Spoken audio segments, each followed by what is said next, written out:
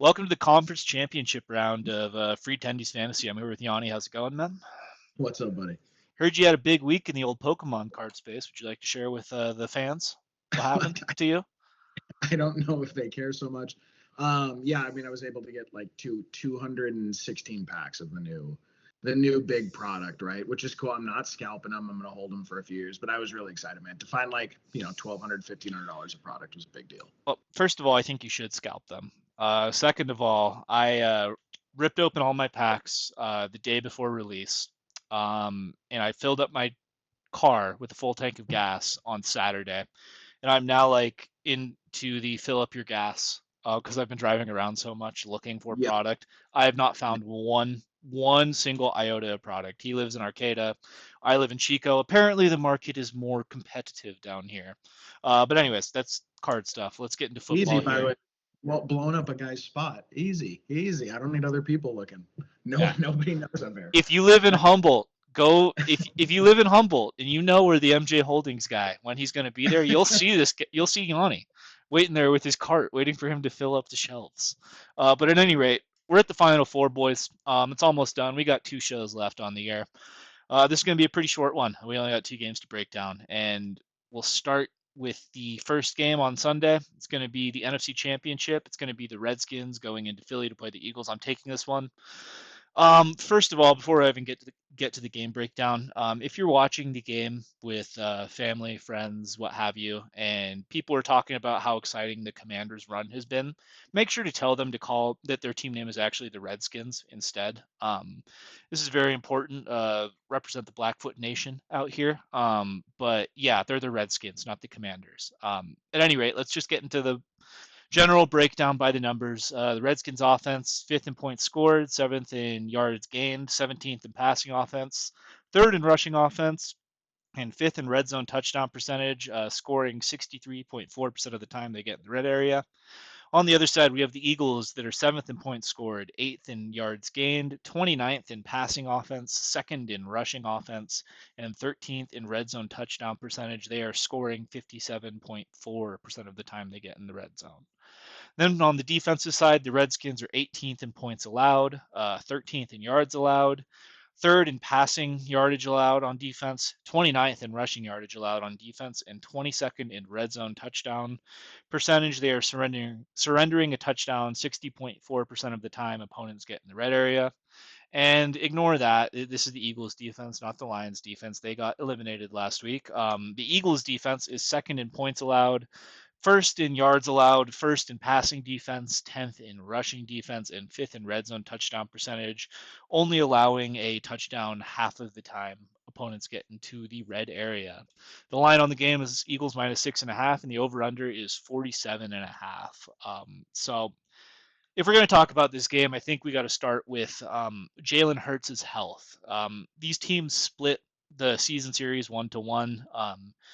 The first game, the Eagles boat raced the Eagles on, I believe it was Monday night. It was not particularly close. On the second time these two teams played, though, the Eagles jumped out to a, I believe, 22-7 lead, um, just barely out of the first quarter. Then Jalen Hurts had a concussion. There was like a call from New York or whatever. Check this guy.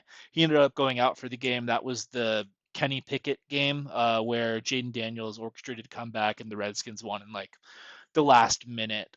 So these teams have like even though they have split the season series 1-1, like really with Jalen Hurts on the field, it has not been close between these two teams. Jalen is coming into this game with some injury concern. He tweaked his knee last week against the Rams. You kind of saw him go down. It looked like a hyperextension to me. I remember Yanni said it looked like the high ankle mechanism. I was like, that looks like his knee to me, brother. But yeah, so Jalen is going to have some pain tolerance issues coming into this game, but he's going to play. There's no way he does not play. I guess you have to like kind of parse through whether or not that matters for the Eagles offense. To me, right now, this Eagles team is a Saquon Barkley team with the best offensive line in the game. You have two elite guys out wide that you're not throwing the ball to too much, but you can if you need to. What stuck out to me the last time these two teams played, right, where the Redskins won, they did a really good job once Jalen went out of crowding the line and bottling up Saquon. I believe he had 100 Saquon had 100 rush yards in the first quarter, and then after the first quarter, he had like 15 carries for 27 yards or something. So the Redskins really clamped down. I think that even with a injured Jalen Hurts, they're not going to be able to do that. And I just think Saquon's going to abuse that 29th ranked rush defense of the Redskins, right? Like it's what the Eagles want to do.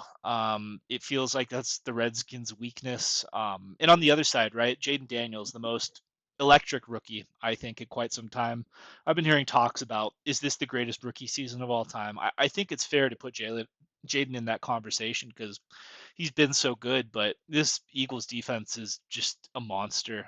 They started out the year slow, but they've really picked up Vic Fangio's scheme. It took a little bit of Nick Sirianni shaving his head, little team motivation, getting Cooper DeJean out there, starting in the slot. But ever since then, this Eagles team has lost one game. It was to the Redskins because Jalen Hurts went out, right? It's like I just feel like the Eagles will be able to stop this Redskins team enough, right? They're going to be able to play ball control, I think, with their rushing attack.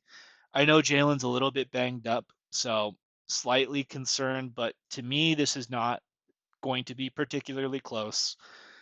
I would take the Eagles minus 6.5 on the betting line here for free. Over under, I would probably stay away from that. But this feels like an Eagles steamrolling to me, and Nick Sirianni just waltzing his way into the Super Bowl. What do you think, Yanni? Yeah, man, it pains me to know that Nick Sirianni is likely to make 2 Super Bowls in 4 years. Is it, or 2 in 3 years? Yep, So 50% Super Bowl rate. 2 in 3 years. Yeah, that's true. Um, but yeah, I mean, I think what you said is right, right? So I said it twice last week, and I think it applies here again, but both times it turned out to be different. I kind of want to know what you think about why. My feeling is that if you cannot stop the run in football, you're at such a disadvantage that you're almost always going to lose. Now, when you look at the yards per carry that were going on in the Bills and Ravens game and the Eagles game, or excuse me, and the Lions versus the Skins last week, it's really bizarre to me that they both got away from the run the way they did when they were averaging what they were per carry. Why do teams do that in the playoffs? We saw it with the Niners last year against the Chiefs in the Super Bowl. Why do you think we see these teams that are bullying the ball? Like, I don't know why Detroit didn't run it 60-70% of the time last week until dude, there was a point where my little brother goes, what is Gibbs averaging per carry after his big rush? And I looked down, it was 12.6 yards per carry on like 7 or 8 carries to start the game. I don't know why. What, in your opinion, why do teams get away from the rush and uncarry? And that's been a talking point this week about. Dude, there was like conversations about, does John Harbaugh need to be fired because they didn't run the ball more? Why do you think that goes on? Well, there's a couple different reasons, right? At least from the Lions' perspective, last week against the Redskins, I think that they just got antsy, right? Like they were losing the game, what I don't think they were expecting to lose, and we've seen that from the Lions before, right? Like when they don't have a positive game script, they will just drop back and sling it. Goff killed him on those 3 picks. It was awful. The trick play where Jamison Williams like was out on the sweep and threw the ball you just cannot throw directly to the defender. That felt like the dagger to me. So in the Lions instance, right, I just feel like they got antsy and they have like supreme confidence in what Ben Johnson was calling, right, and their ability to execute. For the Ravens, I think part of it was that they were down for a big portion of the game, but I also think, and John Middlecoff has said this, that it almost feels like the Ravens in these big spots try and like lean on Lamar a little bit more than normal. I don't know if they're like trying to prove something with that, right? Like it's Right. very bizarre. Like it happened last year against the Chiefs when they got knocked out in the AFC Championship. It's happened Right. in other Lamar eliminations. Yeah. I just wonder if it becomes more of like a Lamar statement versus the team needs to win the game. I know that sounds ridiculous coming from a guy who like, is shooting a podcast in his office, but you really do Right. have to wonder, right? Cuz like we told you last week that the way you beat that Bills team is you just hammer them. Derrick Henry was having a great game, right? Like I don't know why he didn't get 25 plus carries. Like that felt like a Lamar less than 20 dropbacks game, or it Good. should have been. The last time the Ravens boat raced the Bills, Lamar didn't throw the ball more than 20 times, right? Like so it was bizarre to me. But yeah, I think it's a combination of being antsy, having a little bit too much confidence in your play calls and maybe chasing a lead, get a little desperate too quickly. Yeah, I don't know why they like start calling plays like it's a Madden game, like I don't know. But where I'm going with that is I don't believe the Eagles will do that. I think the Eagles have maybe one of the 15 or 10 best offensive lines ever assembled in the NFL. They have a guard that's whatever, like 6'10", 3 something, he's pulling through the hole, just a monster. I don't see any reason why they are not going to be willing to give Saquon 25 or 30 carries this week, right? And I don't think the Skins can stop them. I do think there's a win condition in there, though. Dr. David Chow, the former athletic trainer for the Chargers, who may or may not have killed Junior Seau, according to the lawsuit against him. Crazy story. You should look it up. No, dude, seriously, it's an insane story. He gave him painkillers and went out to a nightclub and got bottle service while some dude overdosed or something. It was something really weird. There was one guy that died in his care because he was partying at a nightclub, and then he gave Junior Seau the painkillers that he killed himself on. Wild, allegedly. But anyway, so he's very good at football. He's got a great eye for football. And his opinion was that there's no way Jalen's playing at 100% this week. And I tend to trust it, dude. His instant reaction and his prognostication on injuries is so good. And it seems like there's a mild re-injury risk. So I do think that's at least moderately interesting, right? That if they can bottle up, dude, to me, if I'm the Skins, I am going to risk it. I'm going to put 7 or 8 guys in the box. I'm going to ask my corners to play man-to-man, and I'm going to take my chances. And it's really just a matter of the number of things that have to go right in a pass, right? The O-line has to hold up. Jalen has to make the right read. The corners have to fail in terms of giving the wide receiver enough room. The throw has to be on time and the right place, and the receiver has to make the catch. That's asking them to do 17 different things versus, 2 or 3 linemen need to hit their blocks, and Saquon's going to run it for 70.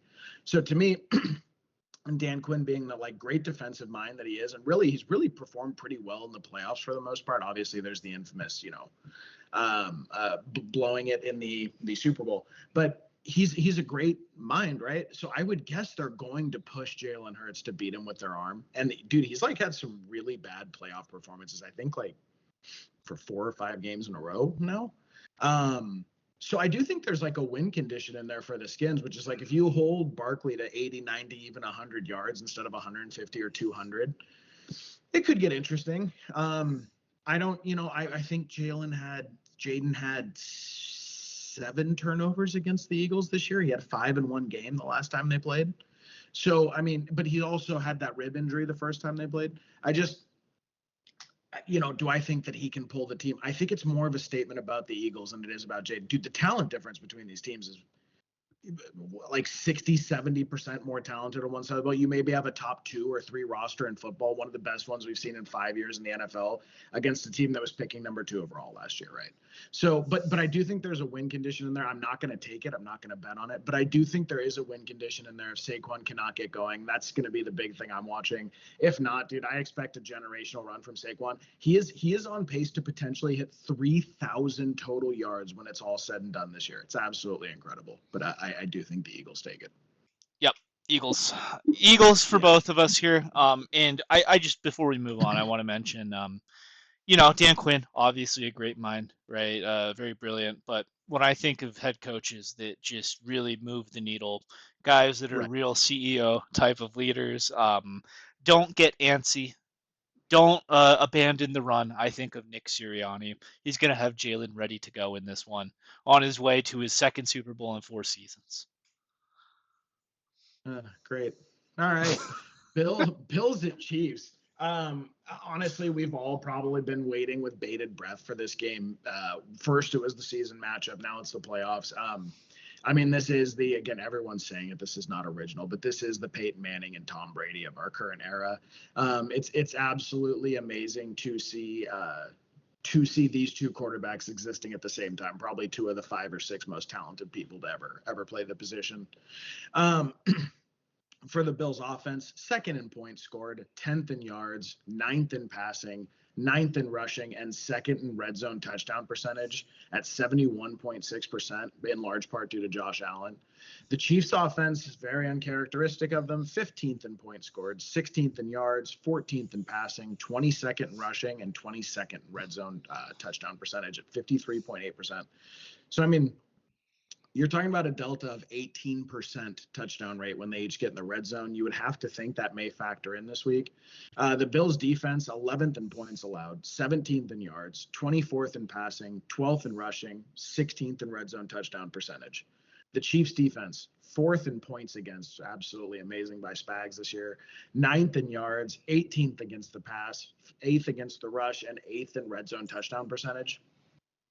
Chiefs are favored by 1.5 and the over-under is 48.5. If the weather's clear, I'm probably smashing the over there, to be honest with you. So I'm fascinated to see a few things in this game. It was pointed out, I thought it was a really insightful comment this week. The percentage of snaps, I believe it was Dan Orlovsky that said it. The percentage of snaps that the Bills take in the nickel or the dime defense is like one of the highest in football. They seem to. I mean, again, I'm aware that they did better against the rush than the pass, but they seem to really. I think a big part of that is that teams are trailing so much, they're airing the ball out against them a lot, right? But they seem to really want teams to try to pass on them. That seems to be like at the core of what they want to do. I think we saw that last week with Lamar. They forced 2 turnovers on dropbacks, right? And they were getting run all over. I believe Justice Hill had 7.4 yards per carry, and DeHenry had like high 5s, low 6s last week. So dude, I think the Bills are going to be elated if the Chiefs try to come in there and air out the pass. They have a really speedy middle linebacker. Milano's like excellent, and he's actually built to cover receiving tight ends. I think they got a guy like that specifically for this matchup. In the Chiefs, right, they're missing their premier player in Rashee Rice, but you do have DeAndre Hopkins. Juju's looked good. Brown's looked good since he came back. Kelsey's like one of the 3 greatest receivers in the history of the NFL playoffs. So, I think defensively, when I'm looking at it, dude, I don't know if the Bills really care what's going on defense. Like, I don't, dude, when you're like going through teams like the Ravens and when you're rolling the way they are, I honestly would say that the harder matchup in this game for the offense is probably on the Chiefs side. I think Mahomes has a taller task to tackle. Even with the Spags advantage, even with the better surface statistics there. And where the Chiefs have really excelled this year is in forcing you to kick field goals in the red zone. Well, so did the Ravens, and that's where the Bills are strongest. In terms of the offenses, that is the most interesting part of this to me, is who's kicking the field goals and who's getting the touchdowns. I think when you saw what Kelsey did last week, do we really feel like what the Chiefs were doing in this regular season was like their maximum effort? And 10 might say yes. I would personally say no. I know Pacheco hasn't looked right since his injury. I do think that's another big factor here is, can the Chiefs really run the ball and exploit that Bills soft rushing defense? I personally don't know if they can. Kareem Hunt's yards per carry dropped off precipitously as the year went on. It does not look like Pacheco's totally healed, and he shouldn't be. He broke his leg like 12 weeks ago. So then it comes down to like Mahomes go be incredible. And can Mahomes go be incredible again? And can he do so when Josh Allen is seemingly at the peak of his game? I think in a lot of ways it feels like this is Josh Allen's like destined season, right? It feels like he is meant to get to the promised land finally. It feels like the Chiefs are at their most vulnerable, but I'm going to leave it there for Ted to say what he's going to say, because I have other things that will reveal where we're at with it. But I want to hear Ted first. Well, to me, right, like the product on the field for the entire year up until this point, I don't think it's close. I think the Bills are a better team than the Chiefs. Yeah. I think that when you talk about the Chiefs, though, right, and you talk about the playoff Chiefs, like there's a reason they have not lost a game in the playoffs since 2021, right? There's a reason this Chiefs team is going through the three-peat. It's on the greatness of Pat Mahomes. While he didn't have like a great statistical season, right? Like if anybody's going to be able to turn it on, it's him. I really do think you just kind of have to ask yourself in this game, like, do you believe in that the Chiefs weren't really trying narrative, right? When they had a nail biter versus the Panthers, right? Who else took them really close? The Raiders almost beat this Chiefs team, right? If you look at that and you say, oh yeah, well maybe they weren't trying or whatever, right? It's not, it's not playoff season. You could get there. To me though, like I just I don't buy as much into that narrative, right? I think that a guy like Travis Kelce, yes, I think that he fits the bill of that player who just like turns it on in the postseason, he saves it for the postseason, right? But Mahomes, I don't think he's not trying, right? Like I just think that this Chiefs team has its flaws and they've been masked up by elite situational awareness, right? They have one of the best quarterbacks in like potentially ever, I would say. If you're down one score and you give Mahomes back the ball with 2 minutes left, you're toast. Like at this point, like when Mahomes gets the ball back on a 2 minute drill, I feel like everybody knows that you're screwed, right? So that's what you're playing when you play the Chiefs. I like what this Bills team has done this season. Even though they lost a weapon in Stephon Diggs, right? It's been amazing to watch Josh Allen and the way he's grown to protect the ball. I know that early on in his career, right, he has an elite arm. He has a very powerful arm, but there were always those head scratching throws, those arm punts. I remember Yanni called him an arsonist. I believe week 1 of last year, right? I'm shocked and honestly happy to see Yanni's turnaround on Josh Allen, the player. I've always really liked Josh Allen. He's like he's even more mobile Ben Roethlisberger to me, right? With a higher ceiling. I think the Bills get it done here. I think that they built their team specifically for this matchup. I said last week, right? Like I picked the Ravens last week, and I said just stylistically terrible matchup. I feel awful for the Bills that they ran into the Ravens in that spot. They were able to force 3 turnovers and not turn the ball over themselves. I think that if the Bills can stay out of their way with James Cook's emergence, I just think they got too much for the Chiefs. And in the Chiefs, to me, right? You beat this Bills team running the ball. I never thought Pacheco was good to begin with, right? Now he's injured too. You have like 30-year-old Kareem Hunt. I just don't see it. I got the Bills. Yeah, and so where I was going with all that, because it sounds like I would have the Bills too. And just real quick about Josh Allen, he was pretty turnover prone coming in 2 seasons ago, and he was always injured. I did not know if the talent was going to survive the disposition of the player, which is like a running backs mentality out there. He evolved a lot, man. I was wrong. He's fantastic now. Really ironed out, like plays technically sound football, and then still mixes in those incredible plays, right? It's awesome. So I'm a Niners fan. Ted's a Niners fan, as you're probably aware at this point. Dude, I've just gone into way too many now playoff games against the Chiefs. I've seen way too many other playoff games against the Chiefs where I go, the coaching staff is close, the quarterbacks, whatever, there's this and that. I like this roster. There's every reason that Mahomes should lose this game. Like, dude, against the 2 Niners teams that Mahomes faced, the Niners had the better offensive weapons, just as good of a play calling staff, a way better defense, a way better, like in every way. I'm looking on paper going, it's really just Mahomes has to be better than every other disadvantage on every other part of the roster. But I've seen him do it time and time again. And I've seen Andy Reid time and time again. Dude, Andy Reid calls an incredible fucking ball game. I know there was the whole thing when he was in Philadelphia that he couldn't get over the hump, but dude, there's like, it's not ever on one guy, right? And just like his wins aren't ever on Andy Reid, but like, when push comes to shove in the playoffs, dude, it's incredible what he can get done. And so I agree on every way in paper. Like, dude, if my mind tells me just take the Bills and be the safe pick. But I don't think Mahomes loses championship football games unless you give him one of the worst O-lines in football, unless he's running for his life against the Bengals, getting hit 58 times on a sprained ankle.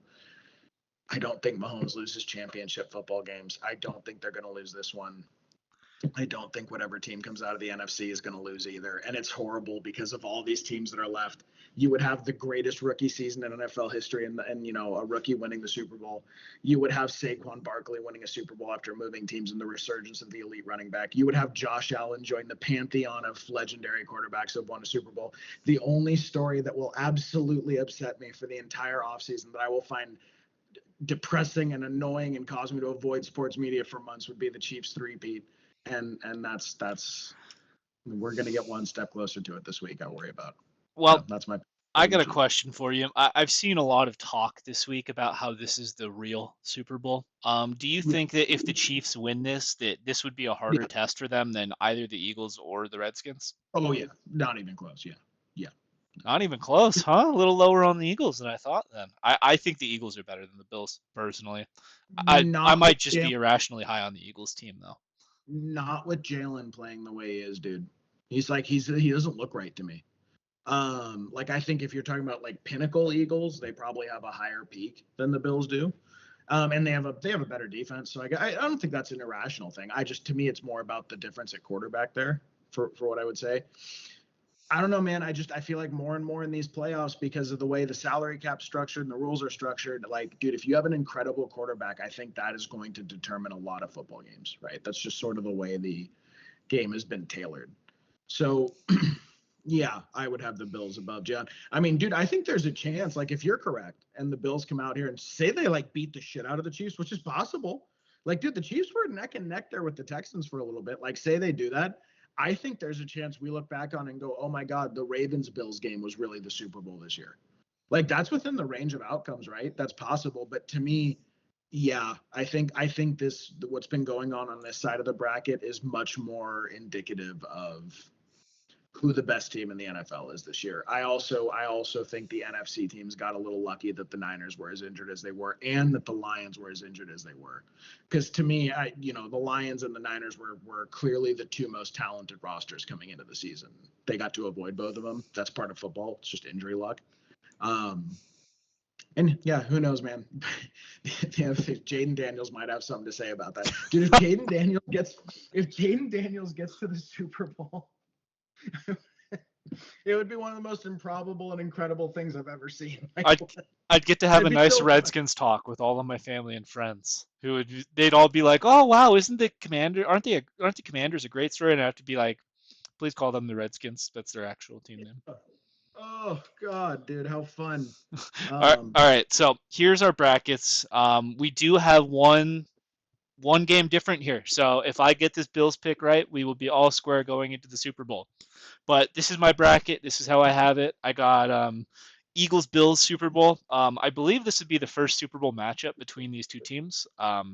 Two seeds. Yeah, I feel like this is the year Mahomes gets knocked off. Versus Yanni's bracket, he has the Eagles and Chiefs. That would be a rematch from 2 years ago. Oddly enough, we have like these can't we just see a lot of the same teams for the most part. This Redskins franchise though is new to the mix, so I like oh, seeing them. Uh, oh, it makes me so happy. yeah. So that's gonna do it for us. We got one more show left on the year, and that's it. We're gonna do a Super Bowl show. It'll be really short, kind of like this one, right? There's only one game to break down, but we'll come up with some fun stuff for you. If you made it through the whole video, thank you. Please like, subscribe, hit the bell. Really helps the channel out. Question of the day for the audience. Out of the four remaining teams, who do you want to see win the Super Bowl the most? For me, I'm Eagles pill. I want to see Nick Sirianni hoisting a Lombardi just to watch Yanni's just disgust with that situation. And also, I want to see Saquon get a ring. I feel like my fantasy champion deserves a Super Bowl ring this year. That part would make me happy. That part would make me happy. Thanks, guys. Yeah, thank you.